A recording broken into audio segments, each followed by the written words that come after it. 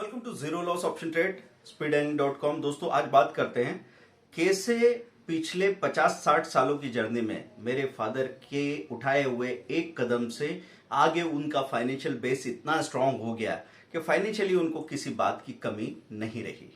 देखिए, हमको ये बात क्यों समझनी है कि पीछे जो कुछ हुआ है उसको देख के आप समझ सकते हैं कि क्या क्या है जो किया जाना चाहिए था, क्या क्या है जो नहीं किया गया है, अगर करते तो कहां तक पहुंच जाते।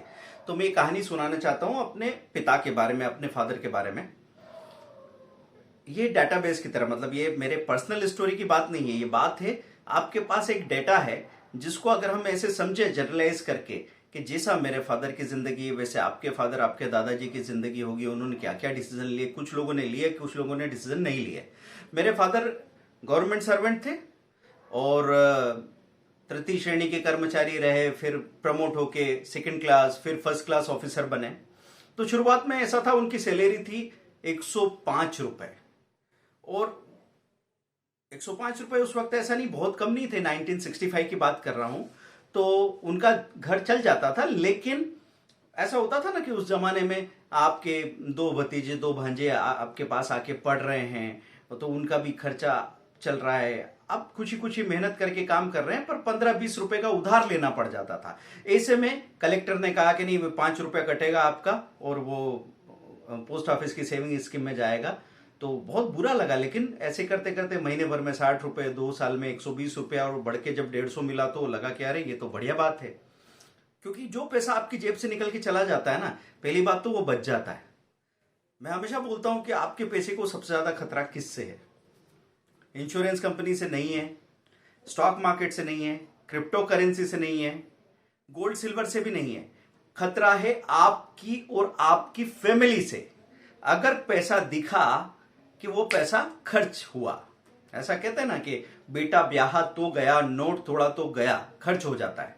तो हमको जब जब ऐसा स्पेयर पैसा दिखता है तो ऐसा होने लगता है कि हमको लगता है हमारा टीवी छोटा है, इसको चेंज करके बड़ा कर लें क्या, ये जो बाइक है इसको चेंज करके दूसरी बाइक ले आए, या बाइक दे के कार ले लेते हैं। ऐसे अब अरमानों का क्या है, हजारों ख्वाहिशें ऐसी कि हर ख्वाहिश पे दम निकले, बहुत निकले मेरे अरमान, लेकिन फिर भी कम निकले। तो बात यह थी कि उन्होंने वो पोस्ट ऑफिस का काम किया, फिर उस दौरान उन्होंने एफडी में और यहां वहां किसान विकास पत्र, इंदिरा विकास पत्र, और एक सहकारी संस्थान भी कुछ था लक्ष्मीचंद भगाजी के नाम से, उसमें भी पैसा डाल के रखा था। तो एक जमाना ऐसा था 14%, 12% का ईयरली रिटर्न, 5-5 साल में पैसा डबल हो जाया करता था। उस वक्त हालत ऐसी थी कि सरकारी संस्थान इतना अच्छा रिटर्न दे रहे थे, और इक्विटी में इंडस्ट्रीज के हाल कैसे थे इंडिया की इकोनॉमी में कि भाई इंडस्ट्रीज आती थी, उसमें से आधी से ज्यादा तो नहीं चल पाती थी, वो पैसा बर्बाद हो सकता था। और फिर रिटर्न मिलता भी है तो 14% से ज्यादा का रिटर्न देना तो मुश्किल बात हो सकती थी ना। तो ऐसे में चीजें धीरे धीरे बदलती गई। तो मेरे पिताजी ने उस वक्त कोई 4 स्टॉक में आने वाले 10 सालों में कहीं कहीं पैसा लगाया होगा। 1000 रुपए का पब्लिक इशू श्री सीमेंट में डाला था, 1000 रुपए डाले थे, या 5000 रुपए डाले थे कभी आईडीबीआई में, फिर श्री सिंथेटिक्स करके कोई कंपनी थी उसमें पैसा डाला था, और एक आध कंपनी कोई और थी मोदी सीमेंट करके। तो ऐसे उन्होंने पैसा डाला। अब मैं आपको ये बताना चाह रहा हूं कि जरा सा एक कदम उठाने से फर्क कितना पड़ता है आगे जाके। एक्सपोनेंशियल ग्रोथ की बात हम करना चाह रहे हैं, क्योंकि हम क्या करते हैं, हमारी जिंदगी ऐसी है कि जैसे आप एक स्कूटर पे या बाइक पे बैठ के जा रहे हो, और बाइक पे आप सामने चलाने वाला बैठा है, पीछे वाला क्या करके बैठा है, पीछे की तरफ मुंह करके बैठ गया है। आपने देखा होगा ना, बच्चों को ऐसे बैठते हैं, वो सामने की तरफ मुंह करने के बजाय पीछे की तरफ मुंह करके बैठ जाते हैं। तो वो जो कुछ भी देख रहे हैं, क्या देख रहे हैं, जो रास्ता पीछे छूटता जा रहा है उसको देख रहे हैं, और उसको देख के ही वो अंदाजा लगाते जा रहे हैं कि यार ये आने वाला था, ये करना चाहिए था, ये आने वाला था, ये करना चाहिए था। अब यही चीज हम फाइनेंशियल वर्ल्ड में करते हैं अपनी जिंदगी में। जब हम फैसले ले रहे हैं, चाहे वो अपने बच्चों की पढ़ाई की, शादी के फैसले हों, चाहे वो हमको इन्वेस्टमेंट के जमीन लेने के फैसले हों, वो सब ऐसे चल रहे हैं कि हम उल्टे बैठे हुए स्कूटर पे पीछे की तरफ देख रहे हैं, वो पीछे जो जो गुजरता जा रहा है उसके बारे में हम सोच रहे हैं कि ये करना चाहिए था, ये करना चाहिए था, ये करना चाहिए था। दोस्तों पलटो, सीधे बैठ जाओ और देखो आगे क्या आने वाला है। जो कल हुआ है उससे सीखो कि कल जो हुआ, पीछे जो हुआ था वो नहीं हुआ, आगे आगे कुछ और ही हो गया। तो आप पीछे अपनी जिंदगी के हिसाब से अपने बच्चों को तैयार करते हैं और बच्चों की जिंदगी में कोई दूसरी समस्या आती है, इसलिए वो कभी भी समस्या के लिए, प्रॉब्लम के सॉल्यूशन के लिए तैयार नहीं रहते। तो इन्होंने क्या किया कि बड़ी मुश्किल से 1000, 2000, 5000, 8000 के कुछ तो शेयर्स के इशू खरीदे और पब्लिक इशू में ही पैसा लगाया था, क्योंकि पहले सभी लोग जानते थे कि यार ये पब्लिक इशू से लेना ठीक रहता है। एक आध म्यूचुअल फंड में 2-1 हजार रुपये लगा दिया था। मतलब मैं कहना चाहूंगा कि 40 साल में 4 कदम उठाए होंगे। अब मैं समझाना चाह रहा हूं कि ये सारा पैसा टोटल मिला के उन्होंने इक्विटी में 10,000 लगाया और म्यूचुअल फंड में 2,000 लगाया। आगे आने वाले सालों में 20-25 साल बाद उनको क्या दिखा? आने वाले सालों में यह दिखा कि आईडीबीआई में तो जो लगाया था तो लगभग वो 5-6 हजार रुपया जो लगाया था वो बड़ी मुश्किल से आधा होके फिर पूरा होके 5 का 6 हजार रुपये दिख रहा होगा, वो भी 8-10 साल बाद। मोदी सीमेंट के तो शेयर कहीं गुम हो गए या उसका कुछ पैसा मिला नहीं मिला, पता नहीं। वो लक्ष्मीचंद बघाजी जैसी सहकारी कंपनी थी, वो तो गायब होगी पैसे लेके, उसमें ज्यादा पैसा डाला हुआ था 30-1 हजार रुपये, वो खत्म हो गया। ऐसे सनचाइनी, पियरलेस, ऐसे बहुत सारे नाम आए थे बीच में, आगे सहारा जैसा भी नाम आया। तो कुछ ना कुछ परेशानियां लोगों को होती रही, लेकिन जो ज्यादा लोग करते हैं वो हम कर लेते हैं। उसका बेस क्या है, उसकी जानकारी निकाल के सुरक्षा के बारे में सोचे, ऐसा तो हम नहीं कर पाते। LIC में जो पैसा लगाया था इंश्योरेंस में, वो पैसा उनको अभी तक मिल रहा है, लेकिन उसका जो रिटर्न है वो ठीक ठाक ही रहता है। तो जब इन्फ्लेशन के हिसाब से सोचते हैं तो ऐसा लगता नहीं कि कोई खास मोल मिला है, क्योंकि 5,000 रुपये का जो इंश्योरेंस ले रखा था 25-30 साल बाद जाके वो 18,000 या 22,000 या इस तरह का पेमेंट मिल रहा है। उस वक्त 5,000 रुपये में बहुत कुछ मिलता था, लेकिन अब 22-25 हजार रुपये में उसका आधा भी नहीं मिलता। ये क्यों हुआ? क्योंकि महंगाई दर है। हाँ, एक श्री सीमेंट करके एक शेयर था जिसने आउट परफॉर्म कर दिया, तो उन्होंने वो अकेला 1000 का शेयर ही 36,000 में बेच दिया। तो कुल मिला के सारी चीजें ठीक ठाक हो गई, लेकिन उससे बड़े रिटर्न की बात कर रहा हूं मैं बात कर रहा हूं कि मेरे पिताजी ने अपने 100 लोगों के खानदान में एक ऐसा कदम उठाया जो बाकी 90 लोग नहीं उठा रहे थे। तो वो कदम उठाने की वजह से हमारी जिंदगी में जो फर्क आता है वो समझना है कि एक पीढ़ी जब एक जगह जाके एंट्री करती है किसी चीज में, तो आपके आने वाली विरासत में बच्चे जो हैं वो फेमिलियर होने लगते हैं। तो उनका श्री सीमेंट बेचने के लिए मैं गया, मुझे स्टॉक मार्केट से कनेक्ट होने का एक बहाना मिला, फिर मैं स्टॉक मार्केट को थोड़ा बहुत समझने लगा, गलतियां करने लगा, और धीरे धीरे काम करते करते फिर मैंने उस एक कदम से जो 40 साल पहले उठाया गया था, है ना, 1985 1990 में जो हुआ था, उसकी वजह से आज मैंने यहां पे इतनी सफलता बनाई।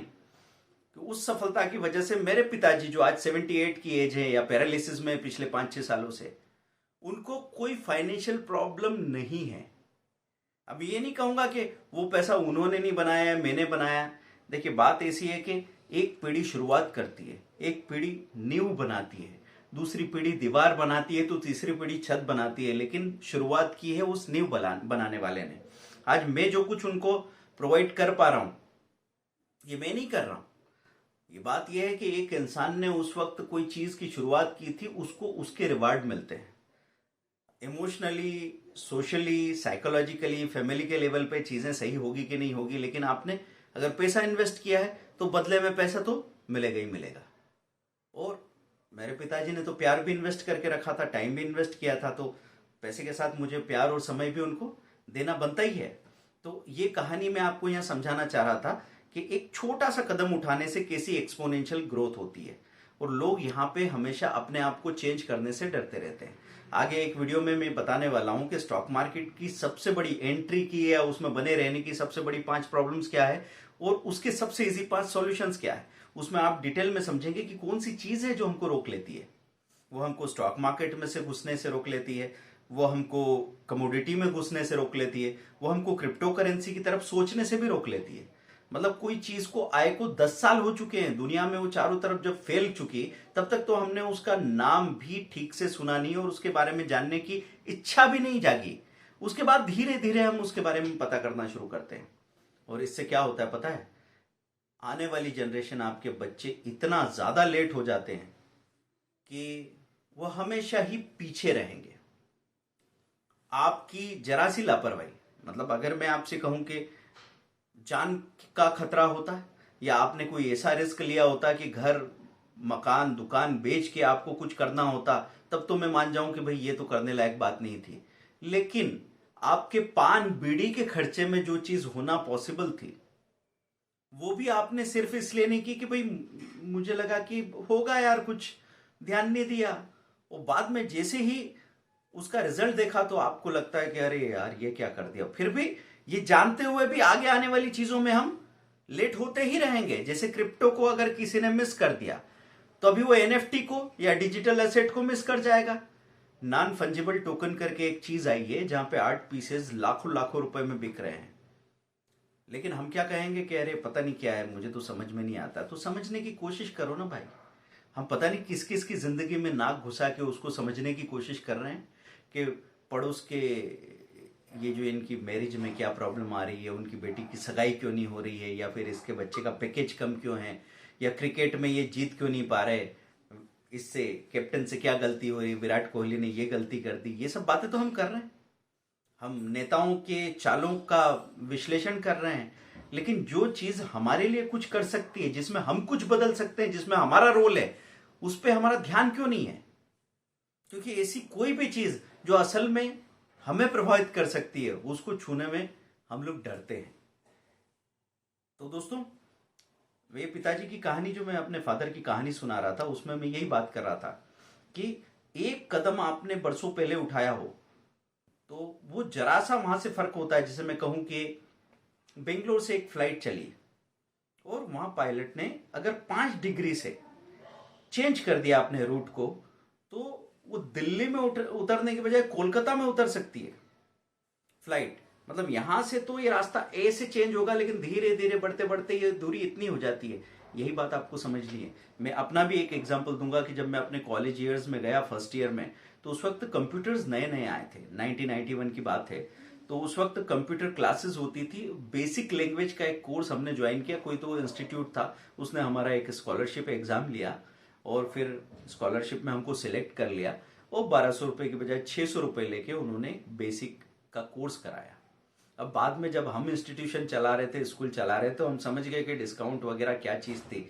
लेकिन मुद्दा वो नहीं था कि फी तो 600 ही होनी थी, 1200 का 600 बोल के 600 लिया और हमारा फायदा उठाया, ये सब नहीं। वो 600 रुपए दे के जो बेसिक हमने सीखा, तो हम जब हमारे बाद में क्या हो रहा था, 3-4 सालों के अंदर सारे कोर्सेज में कंप्यूटर एप्लीकेशन एक सब्जेक्ट की तरह घुसने लगा।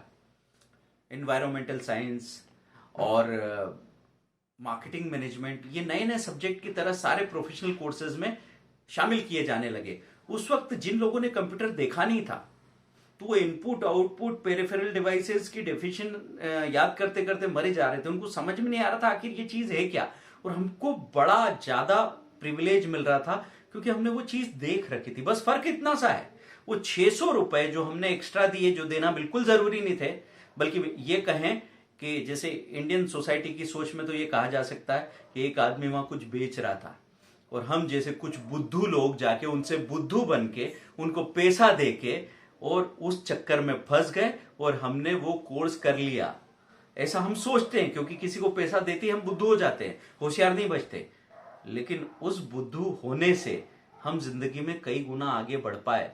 वहां 200-300 स्टूडेंट्स में सबसे ज्यादा आगे हम क्यों नजर आ रहे थे? क्योंकि हमने वो कंप्यूटर डिवाइस को देख रखा था, बेसिक लैंग्वेज को हम जानते थे।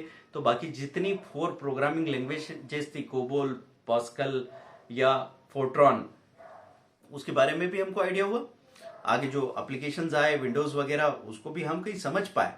तो आगे खड़े होने से उस वक्त कोई बहुत बड़ा फर्क दिखता नहीं, लेकिन आगे चलते चलते चलते चलते वो फर्क बहुत बड़ा बन जाता है दोस्तों। तो यही बात मैं आपसे कहना चाहूंगा कि अगर आप यंग पेरेंट्स हैं या मिडिल एज पेरेंट्स हैं या सीनियर पेरेंट्स हैं, चलो छोड़िए, जो नहीं किया वो अभी तक नहीं किया, लेकिन ये पता होने के बाद में आप कहीं ना कहीं से कदम उठाना शुरू कीजिए।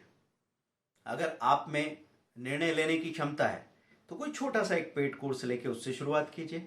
अगर निर्णय लेने की क्षमता नहीं है तो फ्री वीडियो देखना तो शुरू कीजिए। भाई डाटा का पैसा तो खर्च करके देख सकते हैं ना कि क्या बोला जा रहा है, ठीक लग रहा है नहीं लग रहा है, और उस तरफ पुश करना, घर में माहौल बनाना शुरू कीजिए। क्योंकि अगर हम पीछे की तरह देख के, पहले लोग डॉक्टर इंजीनियर बनाने के लिए पागल थे, इंजीनियर्स की हालत क्या हो गई अभी सामने नजर आ रहा है। तो कब पीईटी या AIEEE पीछे चले गए और IIT JEE आगे आ गया और उसको भी पीछे करके कोई नई चीज आगे आ रही, ये सब ऐसे बदलता जाने वाला है। आज फॉरेन एजुकेशन में भी जितना पैसा लग रहा है उतना गारंटी नहीं है कि आपके करियर में, आप में अगर काबिलियत नहीं है तो आपको ग्रोथ मिल जाएगी। हाँ, आपकी काबिलियत तो हमेशा आपकी ग्रोथ की गारंटी है। इसलिए मैं आपके बच्चों की परवरिश के वक्त ये कहता हूं कि स्टॉक मार्केट पैसे के लिए मत सिखाइए उनको। स्टॉक मार्केट इसलिए सिखाइए कि पूरी दुनिया में कोई भी इंडस्ट्री कैसे चल रही है, कैसे उसका रॉ मटेरियल फिनिश्ड प्रोडक्ट आ रहा है, वो कौन से सेक्टर की कंपनी है, उसकी ग्रोथ कैसे हुई है, उसमें क्या कहानी रही है। जब आपका बच्चा ये जानेगा ना, तो किसी भी इंटरव्यू रूम में अगर वो होगा, कितने भी इंटरव्यूअर सामने बैठे होंगे, उसकी बातें सुन के पहली बार में उसको सिलेक्ट करने के बारे में सोचेंगे। तो नॉलेज को अपडेट करते रहने के लिए एक प्रैक्टिकल फील्ड चाहिए। स्टॉक मार्केट वो प्रैक्टिकल फील्ड आपको दे रहा है। क्रिप्टो करेंसी, आगे NFT, ये सब चीजें आने वाली चीजें। आंख कान खुले रखिए और कदम उठाने की कोशिश कीजिए दोस्तों। और आप अकेले चलेंगे तो बात नहीं बनेगी।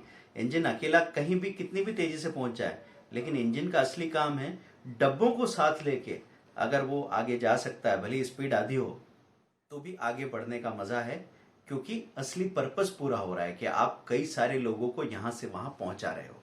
दोस्तों, वीडियो कैसा लगा मेरे साथ बात कीजिएगा, कमेंट कीजिएगा। आगे ऐसे वीडियो आपको मिलते रहेंगे। मैं एक चीज बता दूं आपको कि स्टॉक मार्केट की 2 इंट्राडे की स्ट्रेटेजी सबसे ज्यादा पॉपुलर हमारी जो रही पिछले 50 स्ट्रेटेजी में से 2 खास, ऑल इन वन और 325 PM स्ट्रेटेजी का पूरा कॉम्बिनेशन जो 6,000 रुपए का होता है, अगले 48 घंटों के लिए 2500 रुपीज में अवेलेबल हो रहा है।